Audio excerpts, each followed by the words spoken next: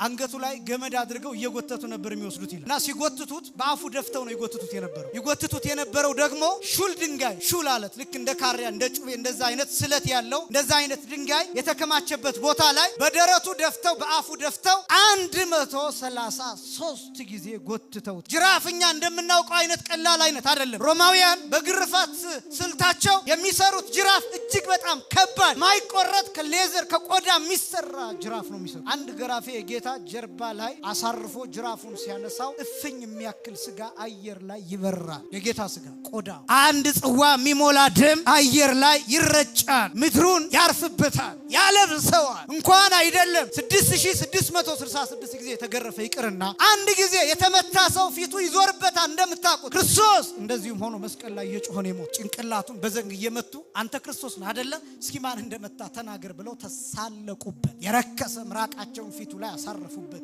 የሚችሉትን ሁሉ አደረጉበት። ክርስቶስ የተሰቀለው እንዲታይ ነው፣ እንድታስበው ነው። በአይምሮ ተተክሎ እንዲኖር ነው። በልብህ ነግሶ እንዲኖር ነው። መከራውን እንዳትረሳው፣ በጲላጦስ ፊት እንዲቆም፣ በሄሮድስ ፊት እንዲቆም፣ እንዲሰቃይ፣ እንዲጎተት፣ አለት ለአለት በየድንጋዩ እየተፈጠፈጠ እንዲጎተት፣ የሚፈስ ደም እንዲኖረው፣ በጅራፍ የሚበተን ስጋ እንዲኖረው ቃል ስጋ መሆናል። አካላዊ ቃል ስጋን ባይዋሃድ በሄሮድስ ፊት መቆም አይችልም፣ መመታት አይችልም። ይሁዳ አይሸጠው፣ ጴጥሮስ አይክደው። መድኃኒታችሁ ተሰቅሏል፣ የምትድኑበት ተሰቅሏል። ከመንደር ወተን ከቤታችን ወተን የተሰቀለውን ክርስቶስን እንድናይ የምንፈወስበትን እንድናይ የህይወታችንን ፍጻሜ የሆነውን እሱን እንድናይ ከሰፈር መውጣት ይፈልጋል።